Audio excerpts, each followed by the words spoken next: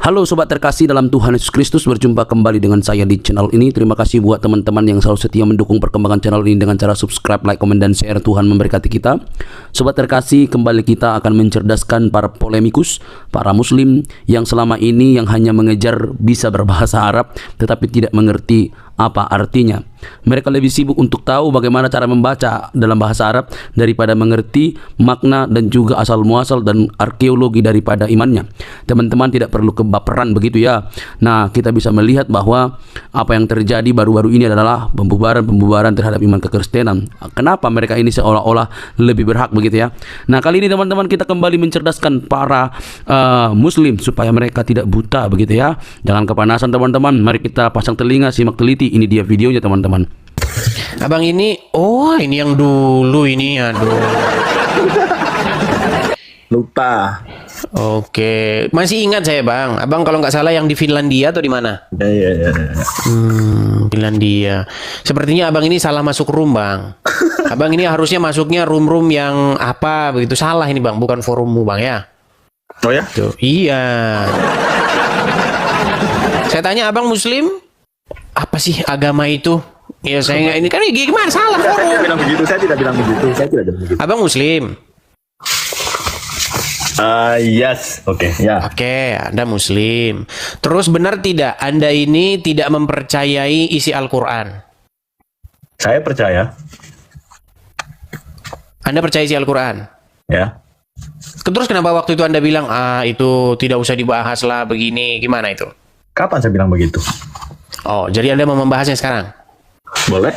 Oke, apa yang mau Anda bahas? Apa topiknya di sini? Bebas saja, apa yang mau Anda bahas? Selama Anda nonton saya itu, bagian mana yang pengen Anda ulas kembali? Nah, Anda terjeda sekarang. Gimana sih? Kenapa? Bagian mana yang ingin Anda ulas kembali? Bagian mana ini?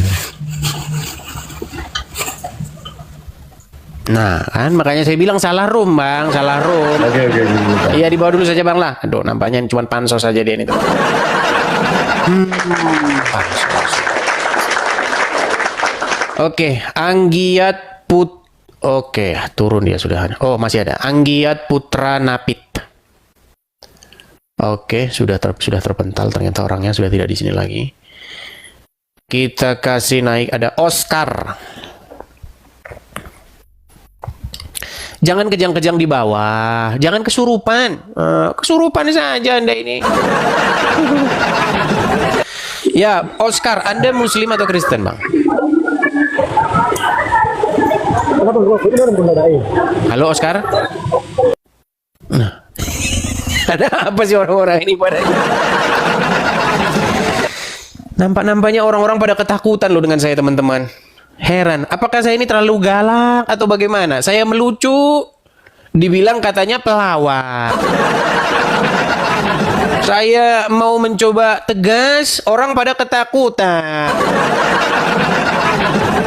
Bagaimana ini? Kita membahas satu isu yang nggak bisa dibantah, orang mau lapor polisi. Sungguh berat dunia ini, saudara-saudara. Aduh. Oke, kita kasih naik, ada Matius Siahaan.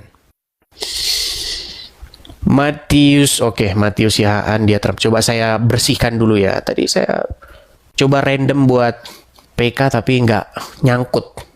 Saya coba nih. Karena nampaknya ini ada banyak yang mencoba ingin supaya akun kita ini kena ban permanen nih. Tapi sampai sekarang belum bisa mereka, saudara-saudara.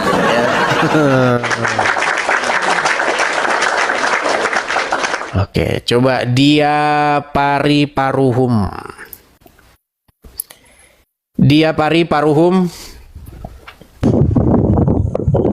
Waduh. Halo?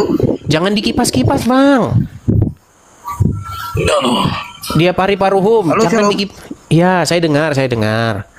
Cuman Anda coba agak mundur sedikit supaya jangan jidat saja yang kelihatan. Iya. Nah, gitu loh. Coba agak naik lagi. Coba berusaha untuk di depan kamera itu pas begitu loh. Nah, begitu. Ya. Silakan. Anda Islam atau Kristen?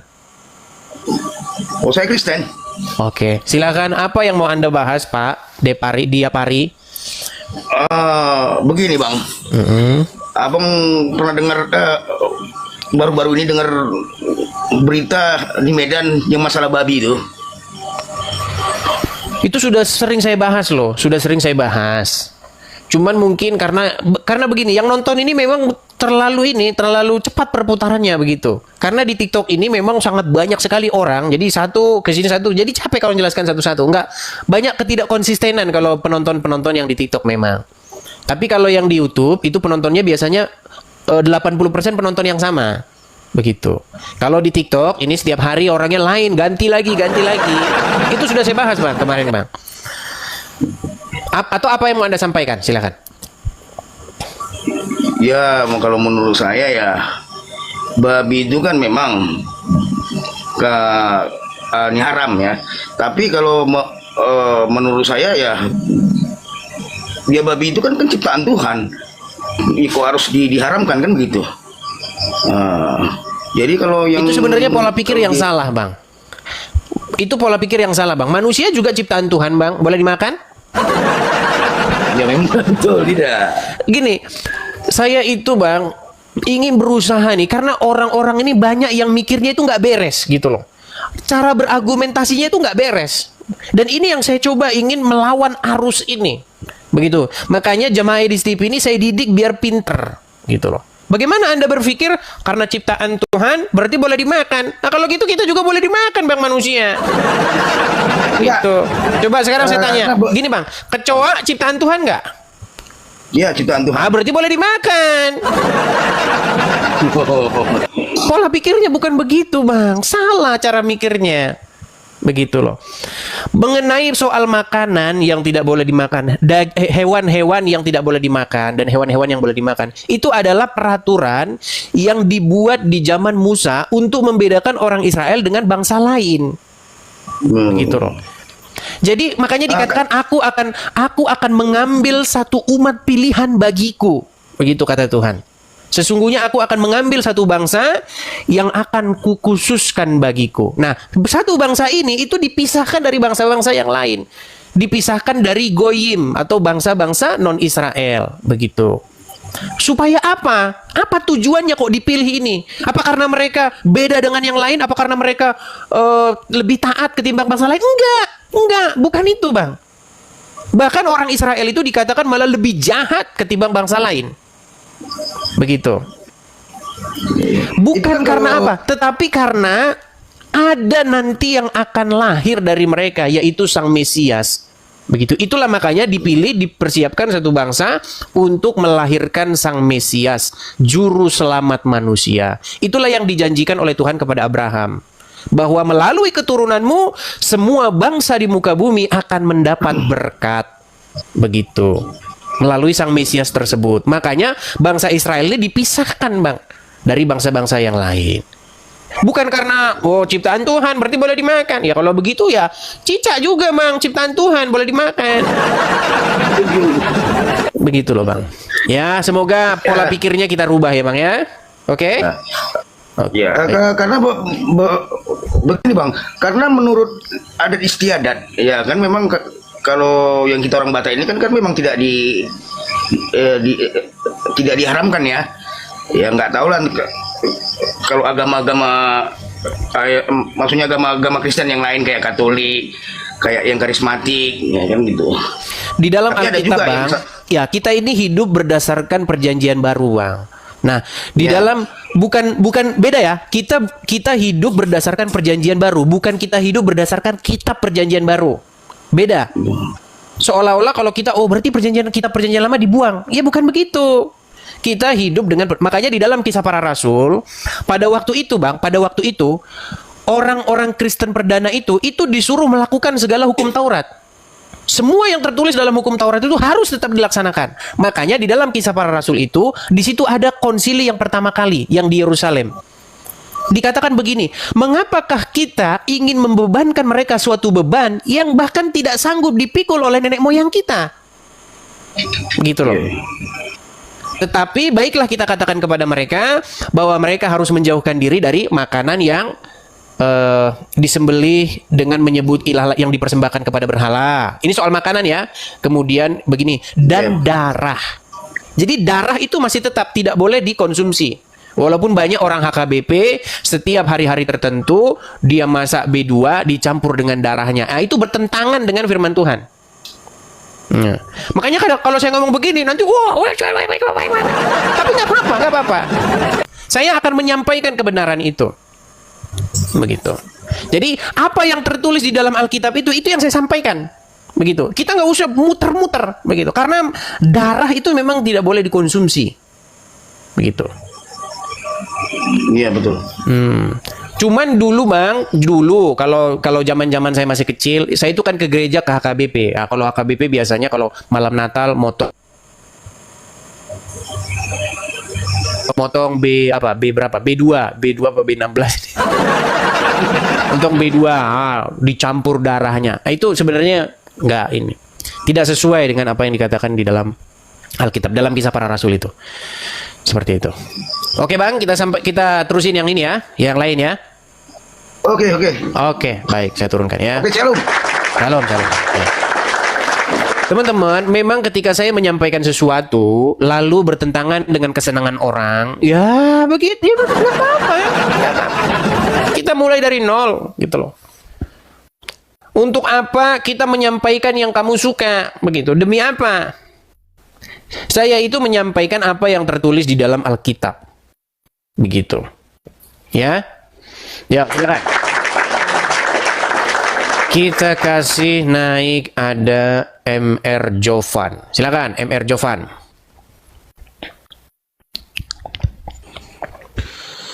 Halo, assalamualaikum.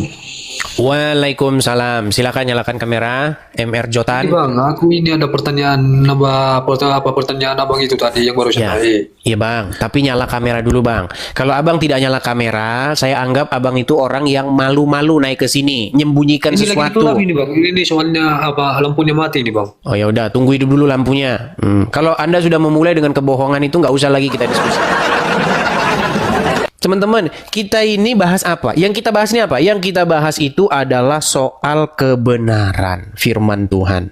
Bagaimana kita membahas kebenaran tapi kita mulai dengan kebohongan? Sama kayak nabi tetangga sebelah. Ya iya. Nabi tetangga sebelah itu kan seperti itu. Katanya gelarnya itu adalah yang jujur. Al-Amin. Al-Amin itu artinya seorang yang jujur dan terpercaya. Tapi di detik yang sama ngajarin bohong. Iya. Nabi M itu digelari oleh umat sebagai apa? Sebagai Al-Amin, yang jujur dan terpercaya. Tapi di detik yang sama, orang yang jujur terpercaya itu ngajarin boleh berdusta di dalam 3 hal. Makanya pokoknya intinya itu begini, di luar Yesus, Anda itu nggak akan menemukan ajaran yang benar. Ajarannya itu gini semua. Nah, saya berusaha untuk mengajarkan Alkitab yang murni yang saya ajarkan. Banyak yang selama ini kan tidak pernah membaca Alkitab, selama ini cuma dengar saja. Nah, saya ajarin yang benar. Nggak usah katanya, begitu. Kita ini membaca apa yang betul-betul ingin disampaikan oleh sang penulis Alkitab tersebut. Jangan menyampaikan apa yang dipahami oleh orang lain. Begitu loh. Silakan. Nah, kalau misalnya kamu dapati saya, kalau misalnya kamu kamu mengira saya itu adalah orang yang memiliki pemahaman yang salah, boleh kamu naik ke sini dan berdiskusi dengan saya. Oke, kita kasih naik ada bentar ya.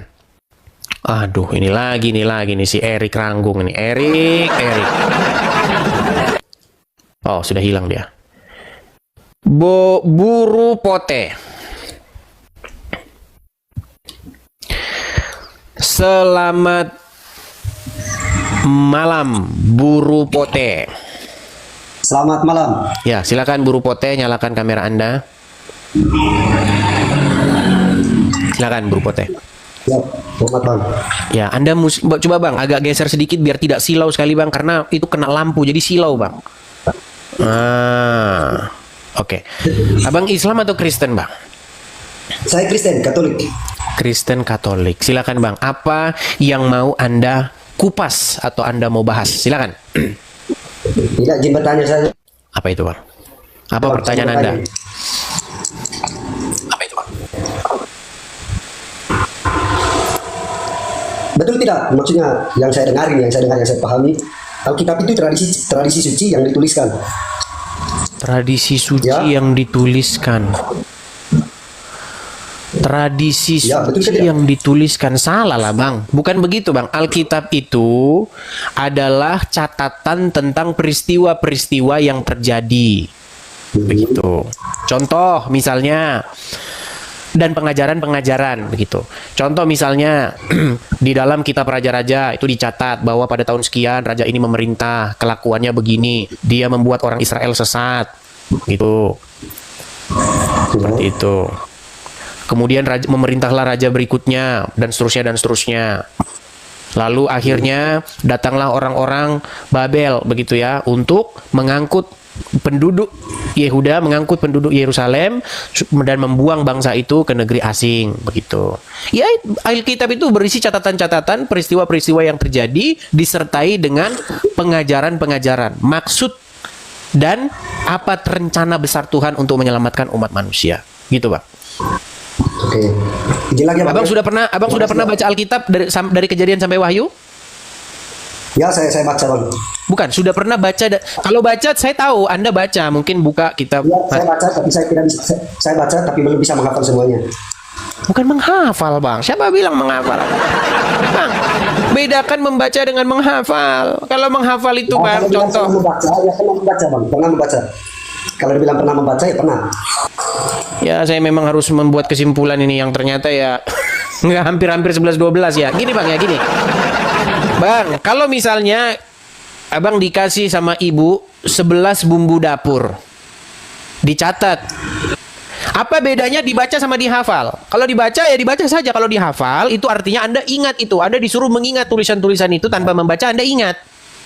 Gitu. Nah, pertanyaannya begini. Sudah pernah belum baca Alkitab dari Kejadian sampai Wahyu? Ya, sudah pernah membaca. Dari Kejadian sampai Wahyu sudah pernah baca? Ya, Berapa lama Anda selesaikan baca dari Kejadian sampai Wahyu? lama ya. Berapa? Lamanya berapa lama? Tidak sering saya baca, tapi ya. Ya, dibawa dulu lah. Anda saja dari situ sudah bohong. Ya, baiklah, baik. Teman-teman sekalian, saya berusaha untuk apa? Untuk membudayakan supaya yang Kristen jangan sama dengan tetangga sebelah. Janganlah kita sama dengan mereka. Janganlah kamu sama dengan dunia ini. Kalau misalnya tetangga sebelah dibolehkan bohong, janganlah kita lakukan itu. Apa kata Tuhan Yesus? Jika iya, kamu katakan iya. Jika tidak, kamu katakan tidak. Apa yang lebih daripada itu berasal dari si jahat. Ya. Yuk. Mari teman-teman kita budayakan untuk mengerti Alkitab. Sekarang itu sudah ada loh, namanya Alkitab suara. Saya tahu kalau Anda itu sibuk. Saya tahu kalau Anda itu tidak sempat, apalagi kalau baca tulisan kecil-kecil, baca satu pasal sudah tidur. Sekarang sudah ada Alkitab MP3. Jadi orang yang bacain Anda yang dengar. Anda sambil gojek bisa, sambil nge-grab bisa, sambil bongkar pasang ban mobil bisa. Anda dengarkan, ada Alkitab suara. Nah, ketika nanti Anda mendengar Alkitab suara itu, Anda ngerti nanti apa yang tertulis di dalam Alkitab, bukan apa yang diajarin oleh congornya MYM. Begitu loh. Anda harus bedakan apa kata Alkitab dan apa kata orang tentang Alkitab. Anda harus bedakan itu. Ya, kalau kata orang-orang, kata pemuka agama, boleh kau sembah-sembah patung, boleh. Gak apa-apa kita usung-usung patung. Ayo patung.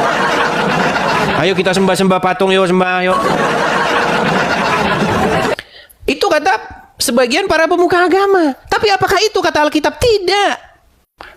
Begitu loh. Anda mau percaya yang mana? Anda mau percaya firman Tuhan atau Anda mau percaya dengan jaringan bisnis penjualan patung? Saya kalau ngomong memang pahit keras teman-teman, tapi yang saya sampaikan ini adalah firman Tuhan. Ya. Ayo, silakan.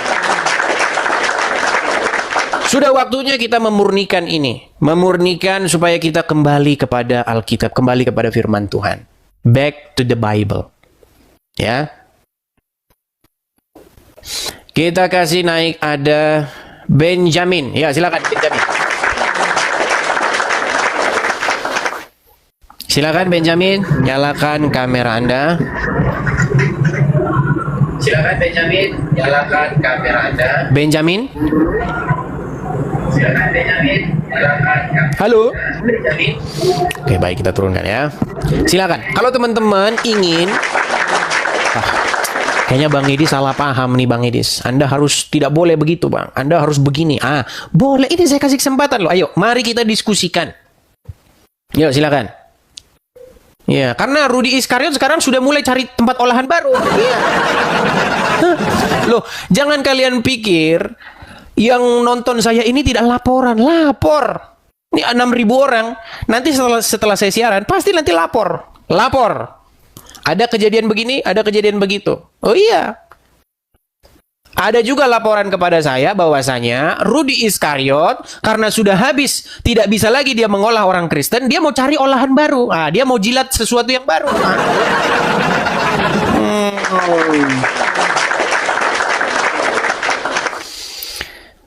Yuk, kita kasih naik ada Oji. Oke, Oji. Dia tidak nyambung. Kita kasih naik ada Anzel. Anzel juga tidak nyambung. Kita kasih naik ada Dermaulina Pandiangan. Juga tidak nyambung. Ini mulai lagi dia kayak ngelek-ngelek begitu loh. Orangnya itu sudah turun.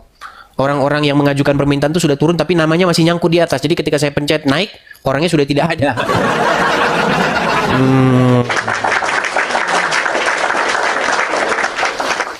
Jadi teman-teman sekalian, kalian harus bisa membedakan ya, apa kata firman Tuhan dengan apa kata orang. Dulu saya seperti sedikit dari kalian. Dulu begitu. Oh, katanya si Anu begini. Maka ikut. Ya. Padahal apa kata Ayub? Dulu saya tahu Tuhan kata orang. Sekarang saya sudah tahu sendiri. Iya, kalau dulu Anda tahu firman Tuhan kata orang, sekarang sudah waktunya Anda harus tahu sendiri, Anda yang mencari. Nah, ini yang saya didik kepada Anda. Memang ini keras, tetapi percayalah teman-teman, apa yang saya katakan itu adalah benar. Ya. Kita kasih naik ada Jun. Ya, silakan Jun. Nyalakan kamera Anda.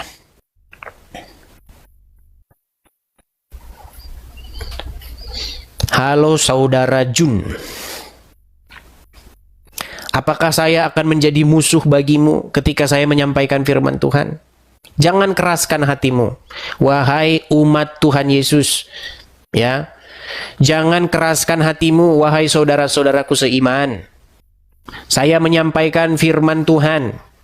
Supaya apa? Supaya kita menjauhkan diri dari yang namanya jatuh terhadap penyembahan-penyembahan berhala. Baik itu berhala berupa fisik maupun berhala dalam kehidupan kita sehari-hari.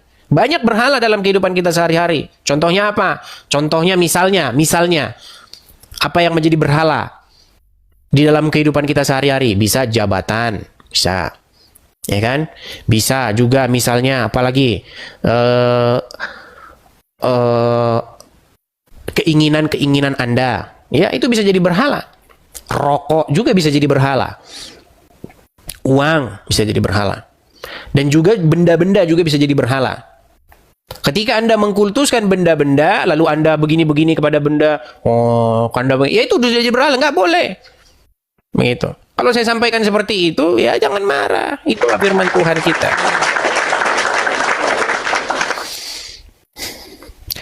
Pertanyaannya begini, Bang, boleh nggak orang Kristen ada patungnya? Boleh, boleh. Boleh.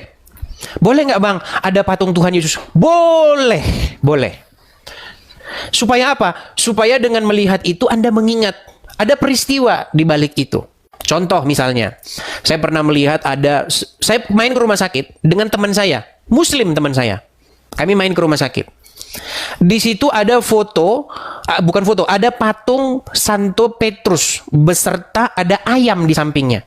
Teman saya yang Muslim nanya, itu apa maksudnya? Saya jelasin. Itu maksudnya begini. Jadi Petrus itu adalah salah satu murid dari Tuhan Yesus. Begitu. Nah, Petrus ini dia tadinya itu, semangat 45, dia sampai bilang begini, aku rela masuk penjara dan mati bersama-sama dengan engkau. Sekali-kali aku tidak akan melari meninggalkan engkau. Tapi apa kata Tuhan Yesus? Ketahuilah wahai Petrus, sesungguhnya sebelum ayam berkokok 3 kali pada hari ini, engkau akan 3 kali menyangkal aku. Sebelum ayam berkokok, engkau akan 3 kali menyangkal aku. Oh gitu tuh maksudnya. Maksudnya gimana? Ya, jadi sudah dinubuatkan oleh Tuhan Yesus bahwa Petrus ini nanti beda omongannya dengan pertama. Sehingga ayam yang berkokok itu akan mengingatkan dia. Oh maksudnya gitu tuh. Ya itulah bagusnya.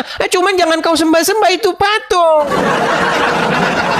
Patung itu hanyalah sebuah pengingat, visualisasi. Karena zaman dulu belum ada film, belum ada rekaman, belum ada video. Jadi dibikinlah patung itu untuk mengingatkan. Nah yang nggak boleh itu apa? Patung diusung-usung, disembah-sembah. Oh tolonglah sampaikan, tolonglah patung. Itu tidak biblikal. Saya mengajarkan yang Bible. Begitu loh. Mari kita kembali kepada firman Tuhan. Begitu ya. Nanti bisnis patung bisa bangkrut Bang kalau begini Bang. Gimana kita bisnis patung? Nah itu. Ketika Rasul Paulus memberitakan Injil. Ada itu di Kisah Para Rasul, baca saja. Ya kalau Anda nggak pernah baca Alkitab saya tahu itu. Ya. Kalau Anda kan taunya apa kata pemuka agama. Oh iya. Di dalam Kisah Para Rasul, suatu kali Rasul Paulus dia memberitakan Injil ya kepada bangsa-bangsa non-Yahudi, yaitu orang-orang Yunani. Begitu. Nah, sampailah ia kepada para kaum-kaum penyembah patung-patung itu. Lalu dijelaskan oleh Paulus bahwasanya Tuhan tidak diam di patung-patung. Tuhan tidak diam di dalam benda-benda buatan tangan manusia. Tahu nggak? Mereka ingin dilempari dengan batu. Mereka diarak. Lalu, apa kata pemuka agama? Bagaimana nanti bisnis-bisnis Artemis kita? Bagaimana nanti bisnis-bisnis patung kita? Bangkrut kita nanti. Apalagi garapan kita ini. Kita nggak bisa bikin patung lagi nih. Itu yang terjadi. Baca Alkitab. Gitu. Kalau kau dulu hanya tahu kata orang, sudah waktunya sekarang membaca apa yang tertulis di dalam Alkitab. Ya, mari kita kembali kepada pengajaran yang benar. Ya, oke, kita kasih naik ada Juhar Silitonga.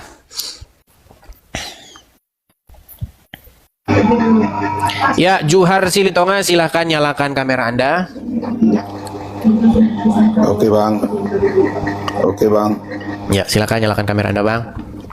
Bang Juhar Silitonga, shalom. Anda Islam atau Kristen? Kalau dari namanya sih nampak-nampaknya sudah pasti Kristen ya Bang ya? Kristen Bang, Kristen. Oke, silakan Bang, apa yang mau Anda sampaikan? Memang di komal-komal lain banyak orang menyalahkan Bang Edis. Ya, tapi kalau saya pribadi saya tidak sebagai pendeta, cuma saya Alkitabiah. Sayangnya orang Kristen ini seperti yang Abang bilang itu seperti tetangga sebelah, nggak pernah. Tidak semua Bang, tidak semua. Sebagian. Ya, kebanyakan. Saya memang HKBP Bang, Protestan. Seperti yang Abang bilang itu di Kisah Para Rasul 15 ayat 28-29 itu, itulah yang membuat saya tidak memakan darah. Tapi banyak orang tidak tahu itu Bang. Tidak tahu. Jadi saya di sana ada dikatakan karena ini keputusan kami dan Roh Kudus, kata Paulus.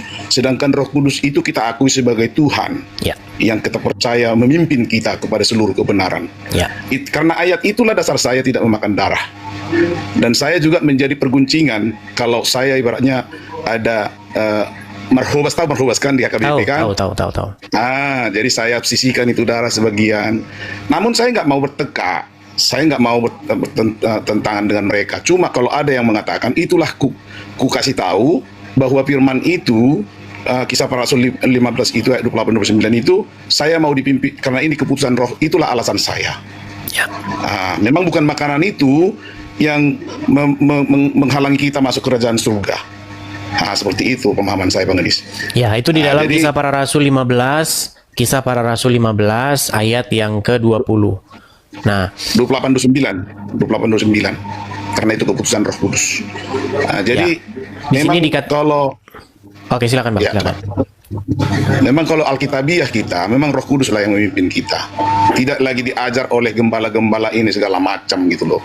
Itu yang Ya, saya kadang-kadang Bang, banyak, saya tidak bilang semua ya, banyak Ya. pendeta-pendeta ataupun para hamba Tuhan dalam tanda kutip yang takut berkonflik dengan jemaat. Karena jemaatnya Ya. ini udah suka ini, jemaatnya suka. Wah, tabu udah martabul margota, Bang. Nah, karena jemaatnya suka begitu semua, walaupun hamba Tuhannya tahu itu tidak benar. Nanti kalau ku katakan nanti lari sudah jemaatku ini.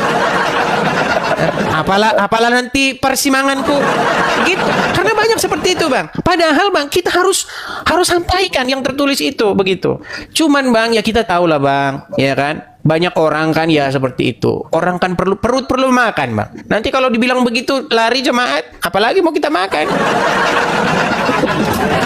Tapi itulah pelan-pelan lah ya, pelan-pelan seperti itu.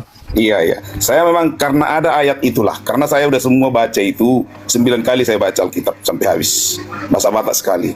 Jadi nggak mau lagi saya oleh karena doktrin-doktrin. Ya kita udah hidup di dalam kebenaran itu. Gitu Bang. Jadi kalau semua pendapat Abang, tafsiran Abang itu, saya sangat-sangat setuju. Karena seperti Abang yakin aku begitu, tidak teologi ya, tetapi yang dipimpin oleh Roh Kudus. Saya juga demikian, Bang. Gak apa-apa. Buahnya lah yang menjadikan kita, perbuatan kita lah yang membenarkan kita. Dari 9 buah roh itu udah berapa kita miliki. Kalau nggak ada perubahan demi perubahan, percuma Roh Kudus dicurahkan kepada manusia. Sebab Roh Kudus itulah yang menuntun kita kepada seluruh kebenaran. Itu yang saya tahu, Bang. Oke, begitu Bang ya. Kita sampaikan. Mungkin kalau Abang kita pro nanti, kalian yang pro aja di situ. Cobalah dulu yang kontra, gitu. Oke? Siap, Pak. Baik. Siap. Terima kasih Bang. Kuturunkan ya Bang ya. Salam. Salam. Tuhan Yesus memberkati. Ayo silakan. Mungkin ada sebagian dari kalian, salilingon nyalang do namar kote. HP kata si Edis TV haram. Mau. Ya silakan. Saya jadi teringat bahasa Batak kan. Ayo silakan. Kita kasih naik ada Richard R. Girsang. Yuk silakan Richard R. Girsang. Selamat malam Bang Richard. Oke. Sang debitur mau naik. Nah, coba suruh naik dulu dia. Mana sang debitur? Nggak ada, saya lihat dia. Tadi saya lihat ada orang kolom komentar ada katanya sang debitur mau naik. Nggak ada. Ini saya baca-bacakan ya, Mr. Big, Bang Nyo, Imeli, Manik Raja, 111, nggak ada di sini. Abigail, Purba, Mahir, Panggabean, Dedi Irawan, punya istri, Jarum Indonesia, Tokoan, nggak ada. Jangan memfitnah ya, tidak ada di sini sang debitur mau naik, nggak ada. Dia lagi lagi tidur mungkin jam segini. Nggak ada. Sang debaters nggak ada mau naik. Kita kasih naik ada Obed Hutagalung. Silakan Obed Hutagalung, nyalakan kamera dulu. Obed Hutagalung. Halo? Halo Bang, Silakan nyalakan kamera. Obed Hutagalung. yang simpan ya. Coba bantu Bang dari situ. Oke, saya kirim dari sini ya. Ya silakan. Obed Hutagalung. Oke, Bang Obed Huta Galung, Abang Kristen ya Bang ya? Iya, Kristen bang. Oke, boleh Bang. Ayo kita diskusi Bang, silakan. Soal ini bang di kitab Wahyu bang. Oke, apa itu? Pasal yang ke-7 ayat yang ke-4 bang. Wahyu Soal 7. yang dimateraikan bang. Oke, Wahyu 7, Ayat pasal yang keempat. Iya. Wahyu 7, pasal yang keempat. Bentar, kok malah lari ke Yohanes. Wahyu 7, pasal 7. Pasal 7 Bang ya? Pasal 7 atau pasal 4? Iya, pasal 7. Pasal 7. Soal yang dimateraikan. Ayat yang ke? 4. Oke. Ayat yang keempat. Dan aku mendengar jumlah mereka yang dimateraikan itu 144.000 yang telah dimateraikan dari semua suku keturunan Israel. Pertanyaannya Bang? Itu maksudnya gimana itu bang? Itu kegenapan bilangan Bang kalau kita baca. Kegenapan bilangan dari jumlah 12 suku Israel itu yang akan diselamatkan. Seperti itu. Nah, ada satu paham ya yang disebut dengan saksi-saksi Yehova begitu, mengatakan bahwa oh yang masuk surga itu hanya 144.000. Begitu. Berarti yang lain tidak masuk surga. Nah, Ya, tapi telusur punya telusur yang mengatakan begitu itu biasanya orang-orang yang tidak memahami Bang. Karena ada ayat lain yang mengatakan lalu aku melihat dari jumlah bilangan bangsa-bangsa lain yang tidak terhitung banyaknya. Ada juga dari jumlah-jumlah atau bilangan-bilangan dari bangsa-bangsa lain. Gitu. Apa pertanyaan Anda nih, Bang? Cuman itu aja bang. Soal pemateraian itu bang. Yang seperti yang tadi contohkan masalah SSY ya. Bahwasanya bagaimana umat yang lain, apakah memang dimateraikan atau tidak? Begitu aja bang. Ya, ada dalam kitab, ya, saya tunjukkan ya. Lalu aku melihat ya dari jumlah bangsa lain itu yang tak terbilang banyaknya, ada juga ayat itu yang mengatakan begitu ya. Ya, di ayat mana itu bang? Kira-kira, bang? Sebentar, saya cari dulu ya.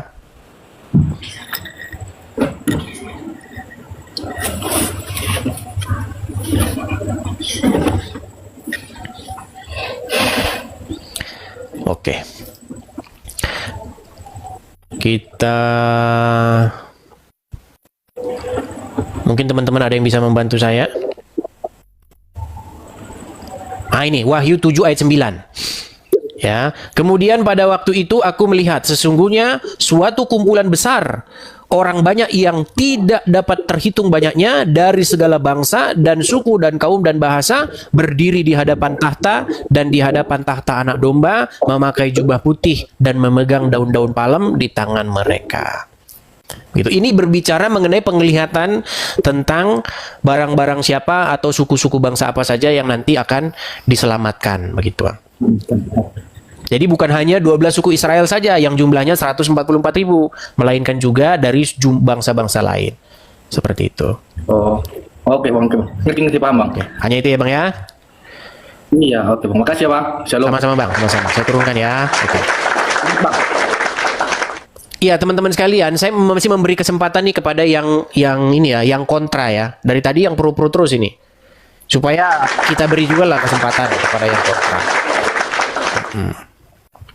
Oke, kita kasih naik ada Imeli. Iya, Imeli, silahkan nyalakan kamera Anda. Halo Imeli. Banyak yang ngomong kenapa pakai peci lah. Ini kan dikasih teman saya, gimana masa nggak saya pakai? Oke, silakan. Imeli. Bantu bang di kameranya. Oke. Sudah saya kirimkan itu. Silakan. Save ya bang. Save ya, betul. Oke. Oke bang, Ibu shalom Email, bang. Shalom juga. Kristen ya. Ya betul. Apa yang mau disampaikan ini? Enggak, saya sekarang kayaknya agak aneh aja nih sama si abang. Aneh. Biasanya abang kalau ada yang masuk bilang assalamualaikum, abang suka buat apa mengucapkan sama saya. Sekarang kok enggak bang, kenapa tuh bang? Oke, baik. Jadi begini. Kemarin biasanya kalau ada yang ngomong assalamualaikum, lalu saya bilang, tidak boleh di ajaran kalian bilang begitu, haram. Lalu sekarang kok abang bilang waalaikumsalam. Begini. Selama ini kita sudah sadarkan mereka, kita sudah bilang mereka Betul. Kita sudah bilang sama mereka bahwasanya itu tidak benar dan lain sebagainya. Mereka nggak percaya. Jadi biar tidak jenuh atau biar tidak itu lagi nanti bahasannya, ya sudahlah, nggak usah saya bahas lah yang itu. Mau membahas yang lain saja dulu begitu. Itu alasannya. Nanti kalau kita bahas itu lagi, nanti itu lagi. Itu terus. Saya pun juga bosan. Masa itu lagi bahasannya gitu. Karena orang yang datang ini, Bu, orang yang datang ini selalu ada pasien baru. Begitu. Kemarin kita sudah membahas misalnya penyaliban itu rencana iblis, besok datang lagi orang seperti itu, datang lagi. Begitu. Mungkin Anda yang mau Anda sampaikan. Iya. Saya baca Alkitab nih Bang, tapi belum tuntas ya. Baru sudah sampai mana? Yesaya. Dari Kejadian baru sampai Yesaya. Ya betul. Oke, silakan. Ada yang mau ini kita ulas. Abang kan bilang kalau Yesus itu punya Tuhan ya. Tuhan Yesus punya Tuhan, ya.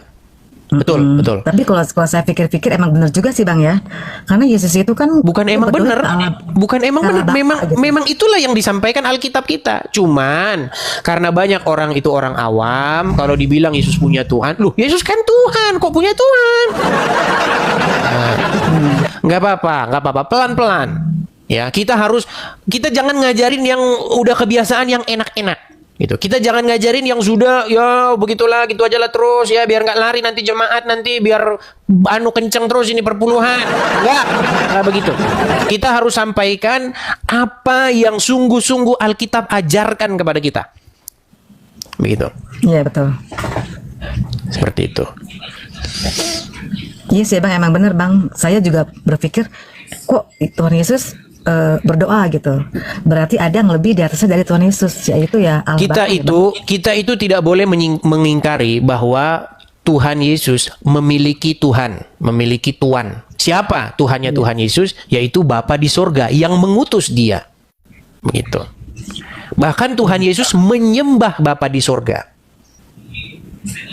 Ketika Tuhan Yesus berkata dengan perempuan Samaria di sumur Yakub, perempuan Samaria itu bertanya kepada Tuhan Yesus. Kata orang-orang Wahyudi, kita harus agak plesetkan ya karena TikTok ini agak-agak sedikit sensitif dengan kata-kata tertentu. Kata orang-orang Wahyudi, di Yerusalem lah tempat menyembah. Sementara menurut kami orang-orang Samaria menyembah itu di Gunung Gerizim ini. Nah, lalu apa kata Tuhan Yesus? Kamu menyembah apa yang tidak kamu kenal. Begitu. Sedangkan kami menyembah apa yang kami kenal. Seperti itu. Bahwa ada tiba masanya nanti bahwa orang tidak menyembah baik di Yerusalem maupun di Gunung Gerizim, melainkan menyembah Dia dalam roh dan kebenaran. Begitu. Jadi Tuhan Yesus sendiri mengatakan, kami menyembah. Begitu.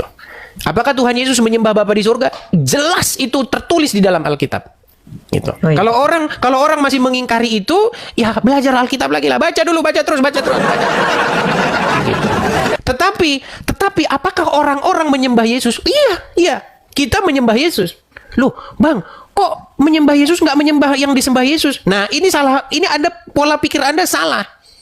Begitu. Kenapa kita harus menuhankan Yesus? Karena itu keinginan Bapa di sorga. Nah, cuman banyak orang nggak tahu menuhankan. Makanya ini terus-menerus saya ajarin, ini pelan-pelan saya ajarin. Begitu. Apakah Yesus menuhankan Bapa di sorga? Iya. Apakah kita wajib menuhankan Yesus? Wajib kita menuhankan Yesus. Dan menuhankan Bapa di sorga dan menuhankan Roh Kudus. Begitu. Masalahnya itu orang nggak ngerti menuhankan. Dipikir orang menuhankan itu adalah menganggap sesuatu itu adalah sejenis makhluk tertentu. Itulah menuhankan. Makanya orang tidak tahu definisi menuhankan uang. Ada orang yang menuhankan uang, ada orang yang menuhankan perutnya, ada orang yang menuhankan hawa nafsunya. Orang berpikir menuhankan uang itu artinya menganggap uang adalah sejenis makhluk tertentu. Padahal menuhankan uang adalah membuat diri kita menjadi hamba uang itu.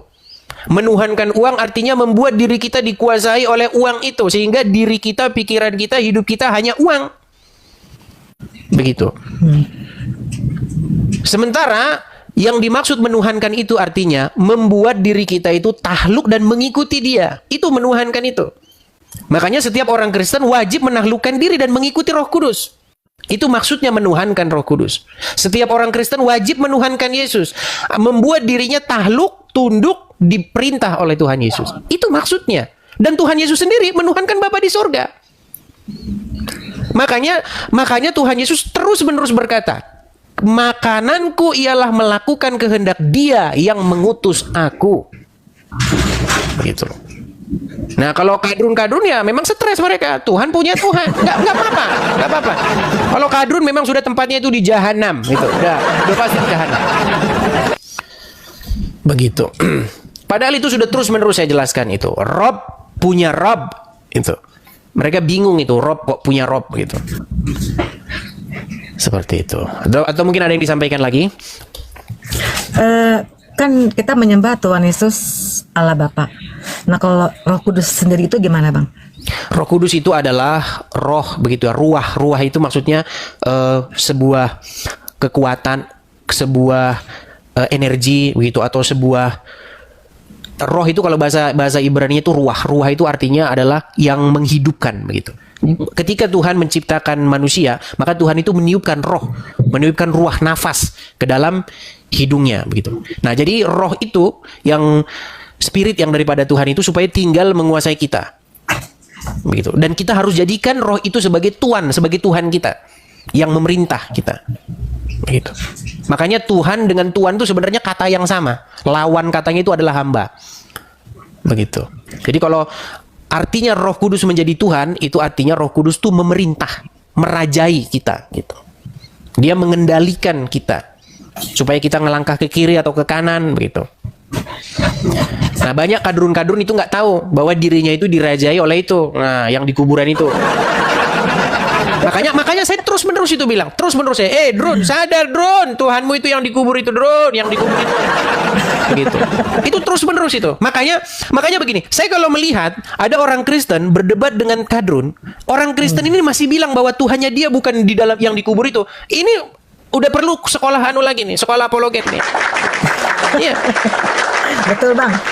Selama kamu berdebat dengan kadrun, kamu bilang bahwa Tuhannya kadrun itu bukan yang dalam kubur, kamu harus sekolah apologet di sini. Seperti itu. Tuhannya mereka itu yang dikubur itu, karena itulah yang mengendalikan mereka itu. Yang jadi raja di hati mereka itu yang di kuburan itu. Begitu. Tapi katanya Allah itu ciptaan Muhammad, Bang. Apa benar, Bang? Jadi begini. Nanti kalau kita bicara seperti itu nanti dibilang penistaan agama ini. Kita undang saja lah ya. Undang saja yang dia memang memiliki ini orangnya langsung begitu ya. Jangan tidak ada orangnya nanti kita ngomong begitu. Oke, hanya itu saja Ibu Imeli. Iya, Bang. Saya gak pernah tanya sih sama gembala saya gitu ya. Apakah benar itu Yesus itu punya Tuhan gitu. Tapi dia jawabnya sih enggak lah, satu tubuh ya, roh Tuhan Yesus sama Allah Bapa gitu. Makanya jadi banyak orang gini. Tapi beneran Bang Edis gitu dibanding sama gembala saya itu. Kalau salah kebenaran dan logikanya ya, Bang ya. Kayaknya kan karena berdoa sama Allah Bapa kan. Berarti memang benar ada lebih di atasnya lagi dari Tuhan Yesus itu Allah Bapa. Iya, cuman bahasa-bahasa seperti itu memang agak sedikit nanti digoreng-goreng lagi ya. Gini, di dalam Alkitab saya kasih tunjuk ayatnya. Nih, saya kasih tunjuk ayatnya ya. Ya. Biar kita ngerti apa sih yang benar-benar diajarkan oleh Alkitab kita. Karena banyak orang-orang itu nggak seneng kalau Tuhan Yesus itu menghormati Bapa. Nggak usah. Jangan Yesus jangan menuhankan Bapa. Jangan. Lawan aja dia. Kenapa banyak orang berpikir seperti itu? Nih saya akan tunjukkan. Ya. Apakah ketika Tuhan Yesus menuruti Bapa di sorga, melakukan perintah Bapa di sorga, maka Tuhan Yesus menjadi hina? Tidak. Gimana sih? Pola pikir kita di mana ini? Aduh. Coba ya kita buka 1 Korintus 11 ayat yang ketiga. 1 Korintus 11 ayat yang ketiga. Iya. Bukankah kita bernyanyi hormat bagi Allah Bapa, hormat bagi anaknya. Terus orang bilang, nggak usahlah hormat kepada Allah Bapa, hormat kepada Yesus. Yesus jangan hormati Bapa, nggak usah. Anda gimana? Anda ini udah kena pengaruh kadrun. Gimana sih? Jangan begitu. Bukankah di dalam pengakuan iman kita, pengakuan iman rasuli kita yang kita ucapkan setiap hari Minggu apa? Aku percaya kepada Allah Bapa, Khalik langit dan bumi, pencipta langit dan bumi. Aku percaya kepada Yesus Kristus, anaknya yang tunggal. Kan itu. Baru yang ketiga, aku percaya kepada Roh Kudus. Begitu. Jadi jangan digabung-gabungin. Oh, berarti Yesus itu Bapa di surga. Berarti Yesus berdoa kepada dirinya sendiri. Gimana ini orang ini? Aneh ya Bang ya. Gara-gara kebiasaan berdebat dengan kadrun, dia trauma. Begitu loh. Ditanya, Yesus Tuhan? Iya. Yesus berdoa kepada siapa? Kepada Bapa. Bapa Tuhan? Iya. Katanya Tuhan satu. Iya ya. Oh, berarti Yesus berdoa kepada dirinya sendiri dong. Ada yang seperti itu Bang, ada. Ya banyak. Oh, itu orang berpikir seperti itu jadinya. Padahal dia tidak tahu apa itu Tuhan. Nah ini coba ya, kita tampilkan nih. Kelihatan ya? Ya. Nih. Perhatikan ya. Tetapi aku mau supaya kamu mengetahui hal ini. Ini Rasul Paulus ya yang menulis. Yang sering dihina, yang sering dipelesetkan oleh kadrun-kadrun bahwasanya dia mengajarkan yang lain. Tetapi aku mau supaya kamu mengetahui hal ini, yaitu kepala dari tiap laki-laki ialah Kristus. Yes. Kepala dari perempuan ialah laki-laki, dan kepala dari Kristus ialah Allah. Begitu. Jadi kita harus memahami apa yang sungguh-sungguh diajarkan oleh Alkitab kita. Begitu. Iya, betul Bang. Supaya intinya itu begini loh. Intinya pesan daripada Alkitab adalah bahwa Allah Bapa yang Maha Kuasa yang menjadikan langit dan bumi ingin membawa semua orang. Ingin membawa semua orang itu datang kepadanya. Dengan perantaraan siapa? Siapa yang jalankan ini? Yang menjalankan adalah anaknya, yaitu Yesus. Bukan anak lo Drun. Nanti kau bilang lagi anak. Oh berarti nikah sama siapa? Nah, ini. Kalau ngomong sama Kadrun. Memang harus diperlukan energi yang banyak kalau ngomong sama Kadrun. Begitu. Ya, Makanya Tuhan Yesus berkata, segala kuasa baik yang ada di langit dan ada di bumi telah diberikan kepadaku. Yes. Seperti itu. Jadi banyak umat itu yang tidak bisa membedakan antara firman dengan firman yang menjadi daging. Bahwa orang itu tidak membaca bahwa firman itu menjadi manusia. Begitu loh. Ketika firman itu menjadi manusia, maka dia itu betul-betul manusia. Begitu, bukan manusia setengah-setengah. Seperti itu. Dan ketika firman itu menjadi manusia, diberi namalah dia Yesus, yaitu nama yang sudah diberikan oleh malaikat pada waktu itu sebelum ia dikandung oleh ibunya. Seperti itu. Nah, bagaimana perlakuan kita terhadap sang firman yang menjadi manusia ini, yang sudah menjadi manusia ini? Hormat, sembah, puji. Begitu. Sama seperti kepada Bapa di surga. Lalu nanti Wahyudi gadungan, Yahudi KW akan ngomong, berarti cemburu dong itu. Aku adalah Allah yang cemburu. Jangan ada padamu Allah lain di hadapanku. Itu kan dalam hukum Taurat. Kau bikin Yesus jadi Allah lain. Berarti kau penyembahan musyrik kan? Bukan begitu loh. Di dalam Alkitab, ketika orang Israel keluar dari tanah Mesir, apakah Tuhan mengutus malaikatnya untuk mendampingi mereka? Iya. Apa tertulis di dalam Alkitab? Dikatakan, sesungguhnya aku mengutus malaikatku untuk berjalan di hadapan engkau. Ya, kuduskanlah dirimu di hadapannya, ya, supaya apa? Supaya pelanggaranmu tidak akan diampuninya. Sebentar, saya kutipkan saja. Sebentar, biar kita tidak nanti di framing lagi nih. Oh, ini suara mana-mana. Saya bacakan. Ya. Bentar.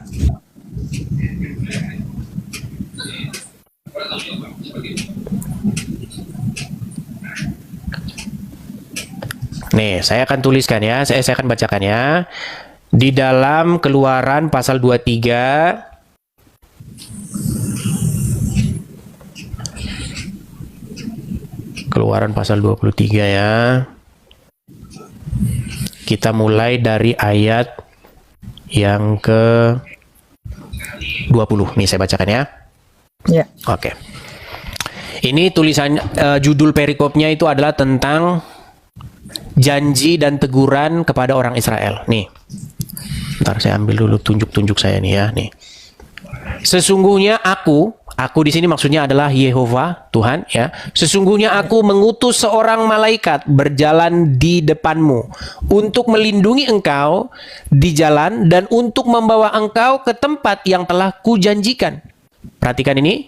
Jagalah dirimu di hadapannya dan dengarkanlah perkataannya.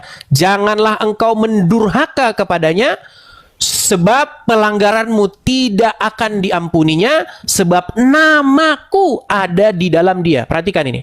Namaku ada di dalam dia. Gitu loh. Jadi malaikat ini itu menyandang nama Tuhan.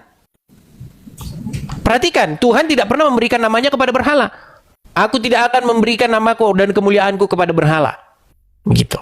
Nah, Tuhan Yesus itu menyandang nama Yahweh. Tuhan Yesus itu menyandang nama Tuhan. Makanya melihat Yesus itu sama dengan melihat Bapa di surga. Tapi bukan berarti Yesus Bapa di surga, bukan. Seperti itu. Nah, makanya kalau misalnya ada orang Wahyudi gadungan ya, macam si siapa itu yang pura-pura tempatnya uncup itu kan Wahyudi gadungan itu. Islam tapi ngaku-ngaku Yahudi gitu kan. Nah, itu kan saja. Nah, kalau memang seperti itu adalah penyembahan berhala, nah berarti ini malaikat Tuhan ini yang berjalan di depan orang Israel ini, yang mewakili Tuhan ini, nah ini berarti menghormati dia itu nggak boleh, ya nggak boleh, tidak begitu. Ya, makanya kita harus membaca Alkitab secara utuh, secara penuh, seperti itu. Ya, betul Bang. Seperti itu. Jadi Tuhan Yesus itu bukan Allah lain ya. Tuhan Yesus bukan Tuhan yang lain, tetapi dia Tuhan atau Allah yang datangnya daripada Bapa di surga. Begitu juga dengan Roh Kudus. Roh Kudus itu bukan Tuhan yang lain, bukan ilah lain. Sehingga kalau kita menuhankan Roh Kudus berarti kita musyrik nih, bukan. Kalau kita mengilahkan yang lain, contoh menuhankan Allah, menuhankan siapa, itu baru jelas-jelas itu adalah ilah lain, begitu. Ya. Seperti itu. Makanya hukum yang pertama itu di dalam perjanjian hukum Taurat itu jangan ada padamu Tuhan lain atau ilah lain, sebuah otoritas yang lain, jangan, begitu. Harus dia saja. Nah, Yesus datangnya daripada Bapa di surga, seperti itu. Ya. Memang memahami Alkitab itu kadang-kadang ada perkara-perkara yang kecil saja memang menimbulkan tergelincir, begitu. Iya. Waktu saya diskusi dengan si Malik itu yang pemahaman oneness itu, kan kalau misalnya Tuhan Yesus itu adalah Allah, tetapi dia bukan Bapa di surga, nah itu artinya menurut dia berarti Tuhan Yesus itu adalah Allah yang lain. Nah, ini logika yang kurang sempurna. Saya kasih contoh. Contohnya begini, Kak. Misalnya ibu di dalam sebuah perusahaan. Ada satu tim di situ. Atau gini sajalah, di dalam sebuah ke pasukan tentara. Ibu masuk dalam 100 anggota pasukan tentara. Terus sang pemimpin berkata begini, jangan ada pada kalian itu pemimpin lain selain daripada saya. Itu jenderalnya ngomong begitu. Nggak boleh ada pemimpin yang lain selain daripada. Cuman saya pemimpin kalian. Tiba-tiba sang jenderal ini bilang, kalian semua yang 100 orang ikutin ini Joko ya, kalian harus ngikut apa kata Joko ini, apapun kata yang diperintahkan Joko laksanakan.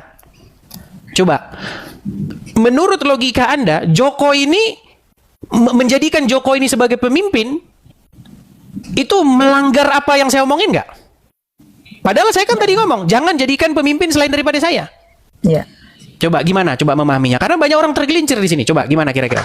Silakan. Ya karena kan Allah Bapa sendiri yang mengutus Yesus. Iya. Disembah. Betul. Jadi Joko ini boleh nggak dijadikan pemimpin? Iya, karena disuruh sama yang mimpin, gitu loh. Betul, Bang. Itulah yang memimpin itu kayak gitu caranya, gitu loh. Masa dia orang karena kau bilang kemarin yang mimpin hanya kau, berarti saya nggak mau lah. Bodet, saya itu sebagian cara saya mimpin kamu. Gimana sih? Kan gitu. Cara saya mimpin kamu itu, memimpin itu artinya kamu nurutin saya. Nah sekarang saya suruh kamu nurutin ini. Itulah cara saya mimpin kamu. Nah, cuman karena mungkin ada prajurit-prajurit yang IQ-nya jongkok, lalu dipahami, kemarin kau bilang harus ngikutin kamu. Sekarang masa saya ngikutin dia? Yang ngikutin dia itu artinya yang ngikutin saya, pean. Gitu maksudnya. Nah, cuman banyak orang tidak nangkap seperti itu.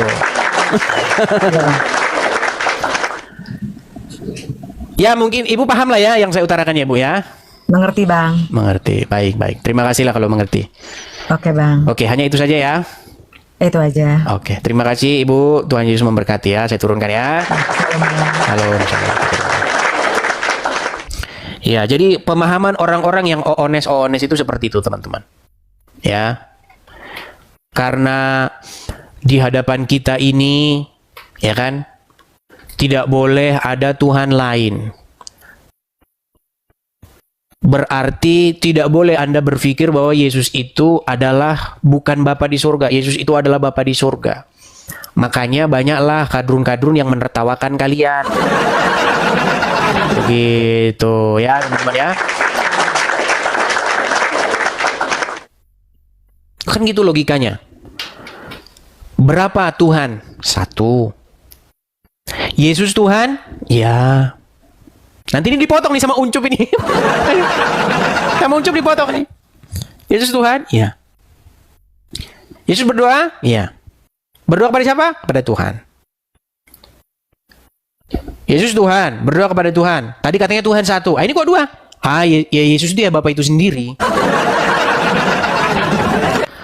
Bapa kami yang lalu majulah Yesus dan berdoa, "Ya Bapa, jikalau Engkau mau, biarlah cawan ini berlalu daripadaku. Tetapi janganlah kehendakku yang terjadi, melainkan kehendak-Mu." Coba, bagaimana Anda berpikir bahwa Tuhan Yesus berdoa kepada dirinya sendiri? Janganlah kehendakku ya Bapa yang terjadi, melainkan kehendak-Mu. Coba Anda pikirkan dulu itu. Ya Bapa di surga, yaitu aku sendiri. Janganlah kehendakku, yaitu aku sendiri, melainkan kehendak-Mu, yaitu aku sendiri. Jadi janganlah kehendakku yang sebenarnya adalah aku sendiri. Makanya teman-teman, banyak orang-orang seperti ini. Ya memang ini tugas kita lah teman-teman bersama-sama. Jangan saya sendirian lah. Ya. Yang menyadarkan orang-orang oones kayak Liping, kayak Malikil. Harusnya tugas kalian loh teman-teman. Kok saya lagi? Gimana begini teman?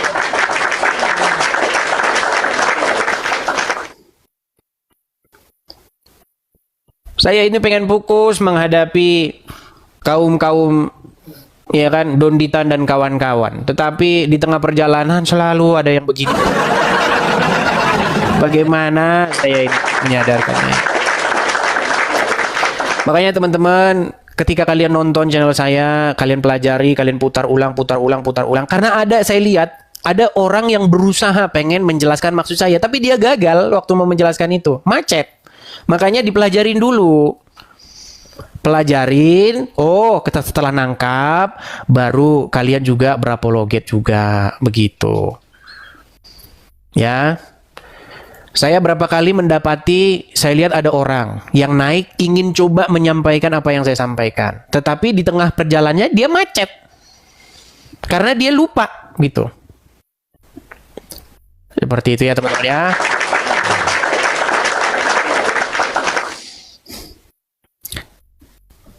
Kita kasih naik ada Raja Framing. Silakan Raja Framing. Silakan nyalakan kamera Anda. Apa yang mau Anda bahas? Silakan. Halo? Halo, selamat malam. Malam, silakan nyalakan kamera dulu. Kamu lebih pintar dari pendeta ya? Nah kan. Pendeta nyalakan kamera, tidak nyalakan kamera. Nama saja sudah nggak jelas, Raja Framing. Foto profil nggak jelas. Terus naik ke sini juga nggak jelas. Apa yang mau saya dengar dari kamu? Kamu pintar.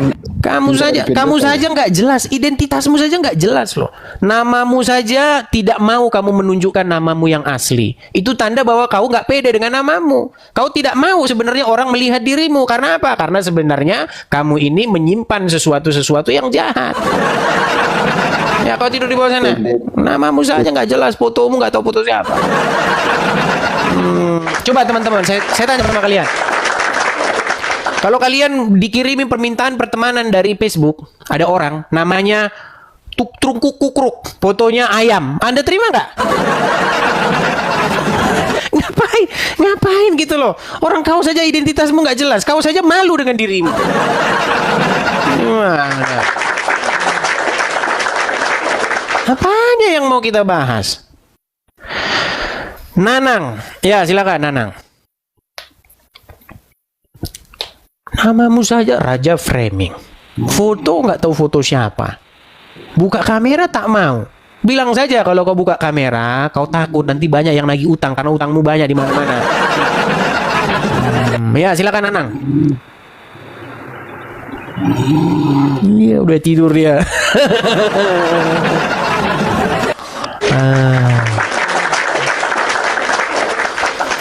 Ya teman-teman sekalian, jadi teman-teman sekalian yang nonton channel saya, ini ada 7.000 orang ya, 7.000 orang ini, kalian bantulah saya untuk menjawab ataupun meluruskan orang-orang yang salah paham ya. Kalian kan nonton, atau jangan-jangan kalian nonton udah tidur.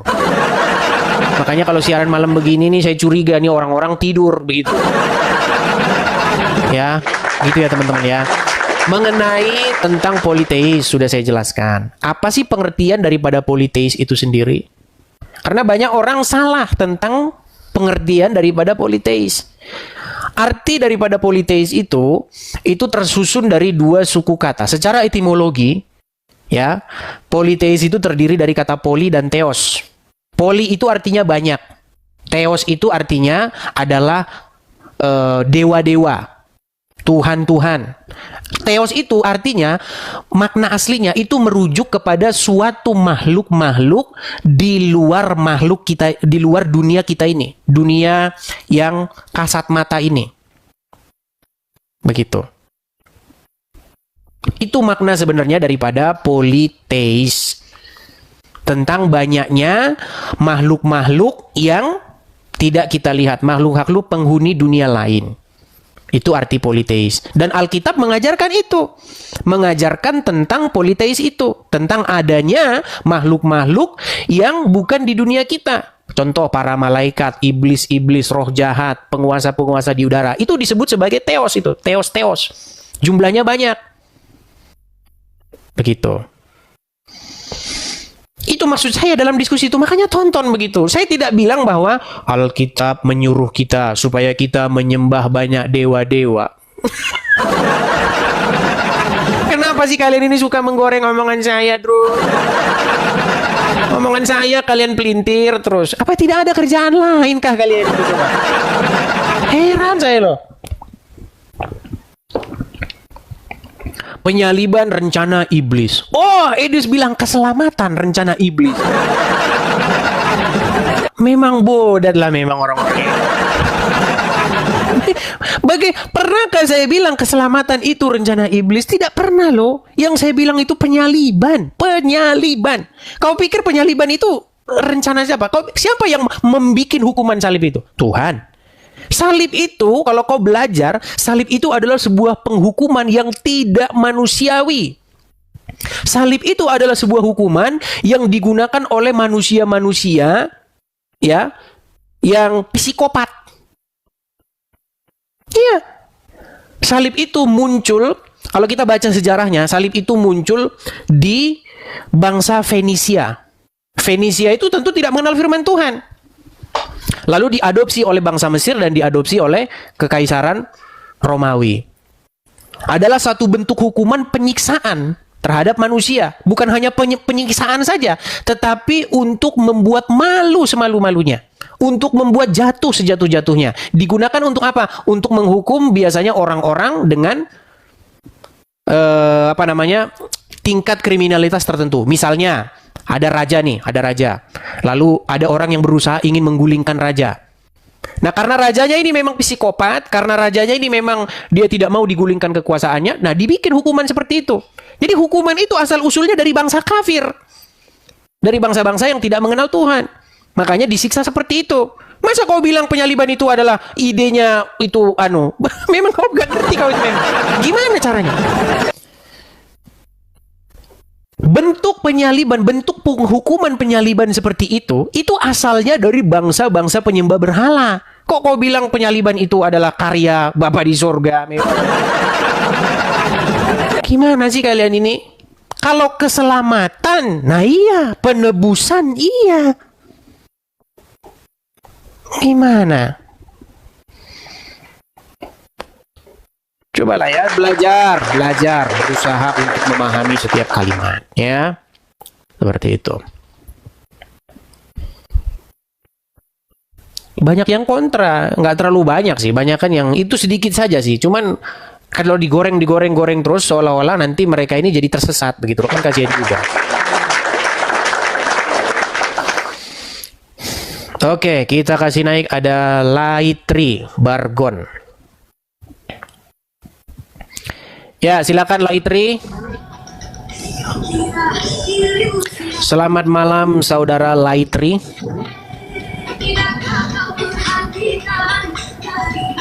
Halo. Baik, saya turunkan ya. Ya, karena memang seperti itu teman. Kata-kata apa yang tidak benar-benar saya ucapkan itu dipelintir sama orang dan dipahami oleh orang-orang awam seolah-olah saya mengatakan demikian. Tidak pernah saya mengatakan karya keselamatan itu adalah karya iblis. Ya, yang saya katakan itu adalah penyaliban. Begitu loh. Loh, lalu kalau begitu kenapa Bang kita pakai salib, Bang? Berarti kita pakai lambangnya iblis dong. Nih, saya kasih tahu. Begini teman-teman. Jadi teman-teman sekalian, salib itu adalah sebuah lambang yang menjelaskan kepada kita tentang peristiwa di balik itu. Gitu loh. Ada suatu peristiwa besar di balik itu. Peristiwa besarnya apa? Peristiwa besarnya adalah sekalipun iblis, sekalipun orang-orang Yahudi memberontak, menyalibkan Sang Mesias, ya kan? Tetapi di situ Sang Mesias tetap sampai pada disalibkan dan matinya tidak melakukan dosa. Dia tetap setia. Ya. Dan karena dia setia, hamba yang setia, karena dia mengikuti segala apa yang ditulis di dalam hukum Taurat, makasih Bang Swandi, maka Bapa di surga membangkitkan dia pada hari yang ketiga. Begitu. Itu peristiwa besar, ada peristiwa besar di dalam salib itu. Makanya salib itu menjadi lambang kesetiaan, lambang penderitaan. Seperti itu. Dan di dalam Alkitab kita kan ditulis bahwa kita harus memikul salib kita juga. Begitu. Dan salib pada zaman sekarang tentu saja tidak berbicara mengenai kayu. Salib zaman sekarang itu tentu saja berbicara mengenai ya beban-beban, ya terpaan-terpaan yang menimpa kita. Yang datangnya tentu saja dari si jahat. Yang diizinkan oleh Tuhan terjadi. Begitu. Contoh misalnya Anda lagi punya usaha. Tiba-tiba gempa bumi terjadi. Atau tiba-tiba misalnya usaha Anda misalnya kerampokan. Atau misalnya usaha Anda kebanjiran. Atau misalnya usaha Anda kebakaran. Ya kan? Nah, apakah ketika usaha Anda kebakaran Anda akan mengutuki Tuhan? Banyak orang seperti itu, jangan salah. Ketika dia diberkati, oh Tuhan. Ketika diberkati, terima kasih Tuhan. Engkau memberkati aku Tuhan. Tapi ketika usahanya hancur, ketika warungnya kebakaran, bajingan kan? Banyak seperti itu. Makasih Bang Suwandi, makasih. Banyak. Nah, itulah hal seperti itu yang kita contohkan kepada Tuhan Yesus. Kata Tuhan Yesus apa? Terhadap pohon yang hijau saja, terhadap ranting yang tunas yang hijau saja, diperbuat seperti ini, dipermalukan, disalibkan, coba disalibkan. Kita nggak sampai disalibkan begitu loh, nggak sampai kita. Begitu. Tetapi ia tetap setia. Begitu. Bukankah di atas kayu salib Tuhan Yesus berteriak, Eli, Eli, lama sabachthani. Ya kan, Allahku, Allahku, mengapa engkau meninggalkan aku? Tuh. Nah, begitu juga kita yang hidup pada zaman sekarang. Kalau misalnya kita terkena musibah, kita terkena sebuah sebuah apa namanya, salib gitulah bahasa kita. Bukan salib yang betulan kita disalib itu, tetapi sebuah cobaan-cobaan terpaan. Misalnya yang seperti saya bilang tadi, kita jangan membuka mulut kita untuk menghujat Tuhan. Seperti itu. Supaya kita tetap setia, dibentuk seperti itu. Bukankah ada lagunya kan? Bagaikan bejana siap dibentuk, demikian hidupku di tanganmu. Ya kan? Bukankah dikatakan bahwa kita itu akan dimurnikan seperti emas? Kita akan dibakar sampai betul-betul murni. Dan itulah yang terjadi kepada Tuhan kita, Yesus. Ya kan? Makanya kita contoh, kita jadikan dia sebagai teladan kita. Seperti itu. Supaya kita jangan membuka mulut kita untuk menghujat Tuhan. Jikalau malapetaka, jikalau bencana datang kepada kita. Jikalau penyaliban, tanda kutip ya, terjadi kepada kita. Nah, ketika kita menang melawan itu, maka kita akan diberikan mahkota kehidupan. Barang siapa menang, maka dia akan kuberikan mahkota kehidupan. Kan seperti itu dalam Alkitab. Ya kan? Seperti kata Paulus juga ya, kita ini ada dalam lomba lari begitu. Baiklah kita untuk menyelesaikan pertandingan kita dengan kemenangan seperti itu. Ya, teman-teman ya. Itulah isi Bible kita. Bible kita itu seperti itu. Berbicara supaya kita itu harus mirip, segambar dan serupa dengan anaknya, itu anak Allah yang datang ke dunia. Supaya manusia itu nyontoh Tuhan Yesus. Jangan nyontoh yang di kuburan sana. Kalau ada maunya, turun ayah. Mau nambah istri, turun ayah. Kau mau aja kau dikerjain. Makanya aku bilang, jangan kau tuhankan yang di kuburan itu. Makasih Bang Leo, makasih. Jangan kau ikuti. Jangan kau mirip sama yang di kuburan itu. Jangan kau ikuti jejaknya. Begitu. Makanya kata Tuhan Yesus, tidak ada seorang pun yang datang kepada Bapa kalau tidak melalui aku. Begitu loh ya. Jadi jangan kerja kalian itu tiap hari nanya jumlah Tuhan. Yang penting jumlah Tuhan satu, saudara-saudara. Mau Anda berzina, mau Anda mencuri, yang penting jumlahnya Tuhan satu, masuk surga. Logika macam apa ini? Asal jumlah Tuhan satu, masuk surga. Yang penting satu, Bang. Korupsi, jalan terus saja. Selama jumlah Tuhan satu. Susah.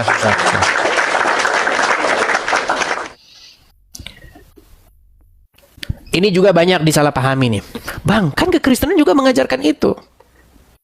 Tuh, bagi kita hanya ada satu Allah saja, yaitu Bapa, dan satu Tuhan saja, yaitu Yesus. Bro, sister, baca ayat itu. Jangan kau baca itunya, baca sebelumnya. Ayat itu berbicara tentang bagi kita. Ayat itu berbicara tentang ada. Terus di sini dia melakukan kehendaknya atau kehendak dia yang mengutus? Memang kehendak, kalau di situ kan perkataannya memang kehendaknya Bang. Cuman kan begini Bang, kalau saya simpul itu, kalau misalnya kehendaknya kehendak misalnya